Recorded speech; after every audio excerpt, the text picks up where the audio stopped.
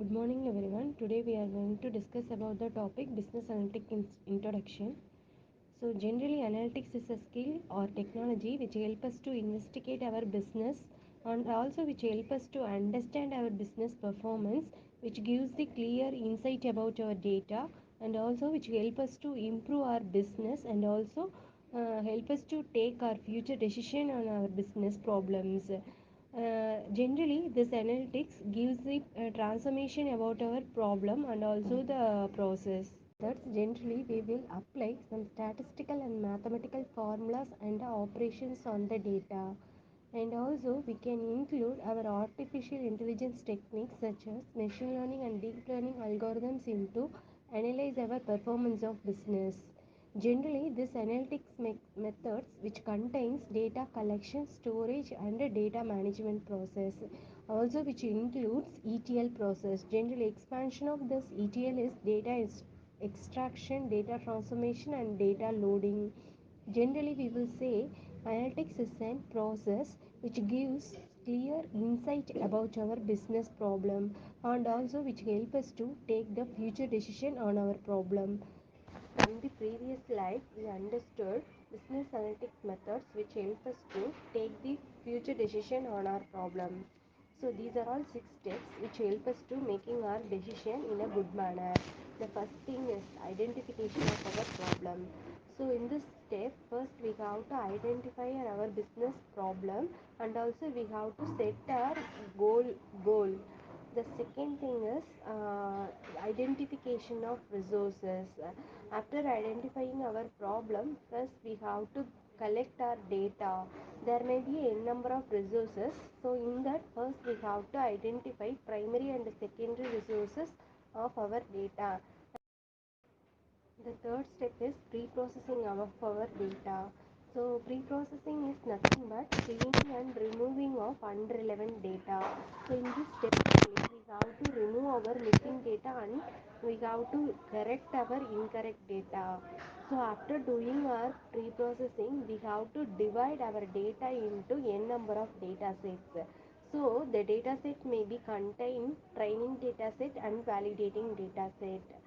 So using this data set only, in fifth step we have to create our model. So using the validation data set, we have to validate our model. So after creating the model, we have to verify the model performance using validation data. So after that, we can find a n number of solution to that problem. So after finding the n number of solution, we have to find a right one for that particular problem. Now we are going to discuss about data collection. In previous slide already we have discussed about collecting data from various resources. This is the second step in decision making process. Generally the data collection is nothing but it is a method of or process of collecting a data about the specific subject from various resources. So in that first we have to identify primary and secondary resources for collecting our data. So generally we can able to collect three kinds of data. The first one is first party data. Actually these kind of data are directly collected from the users by an organization. So here where the employees are working or the students are studying the particular organization, they are taking the data directly from the employees or students. These kind of data are called as an first party data. The next one is second party data. So this kind of data is shared by an organization about its customers. While the customers are doing transaction or while the customers are purchasing, so during that time the organization or the stakeholders, they are taking the data from their database. So these kind of data is called as in second party data. The third one is third party data. So this data is sold by an organization or enterprise. Actually in this the data and the customers, they don't have any connection to their companies and environment. Next we are going to talk about data in nature. Generally, data will be in two forms. First one is qualitative, the second one is quantitative. Generally, qualitative form in the sense data in the form of text. It will not be in the form of numeric. Generally, data will be in the form of text. So, it can be help us to understand the data, why and how and what happened. Next thing is quantitative data. So, it will be in the form of numeric. So it will help us to calculate our data, how many, how much. So like this. Next, these are all the some methods to collect our data. The first one is survey, second one is transactional tracking, the third one is interviews and focus group, fourth one is observation, fifth one is online tracking, sixth one is forms, then social media monitoring. These are all some ways to collect our data. The first one is survey. So the surveys are physical and digital questionnaires. So through this we can collect both qualitative and quantitative data about a particular subject from the people. The second one is transactional tracking. So by tracking our customers while they are making purchasing or doing transactions, so that time we can track and collect their data.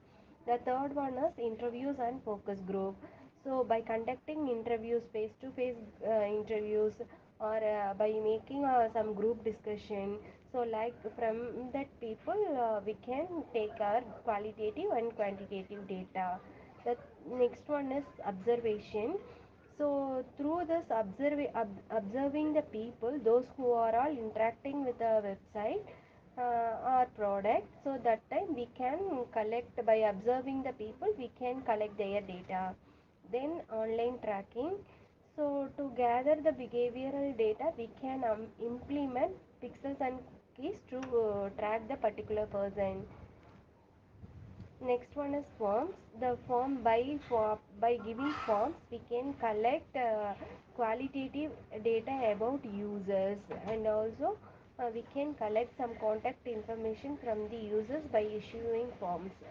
Next one is social media monitoring. So here we can collect the data from social media, those who are all interacting and using the social media, which help us to find most important issues about the customers. Our next topic is data preparation. What is data preparation means?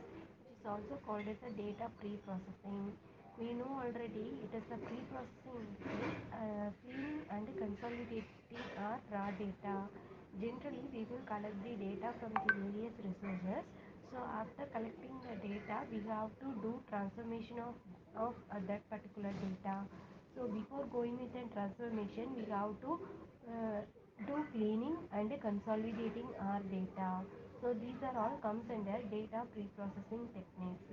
This pre-processing is called as an data preparation. This data preparation which helps us to analyst to understand and take a future decision on our data.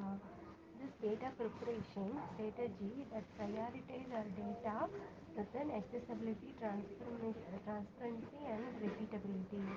So the data should have accessibility. It can be accessible by anyone within some skill set. This transparency, data can be able to see and audit and refine by anyone. Next one, data not be repeatable. Now we are seeing data preparation process. So this data preparation process has first step acquire data, second step explore, then third step clean, the fourth one is transform. This data preparation steps are also called as ETL steps. First, we need to gather the data from the various resources, which help us to identify our particular data actually what we need. The second one is exploring our data. This is nothing but just we have to examine our distribution of data, and also we have to identify and analyze the relationship between the variables, and also this exploration of data which gives us better understand about how the data are actually composed. The third one is cleaning our data. Generally, the cleaning is an important step in pre-processing technique. Generally, it's correcting a error, removing duplicates, and eliminating missing data. These are all the steps comes under the cleaning data. The next one is transforming data. So in this steps, we will convert our data into original format. This is nothing but formatting, aggregating our original data. So for this conversion, we will use pivot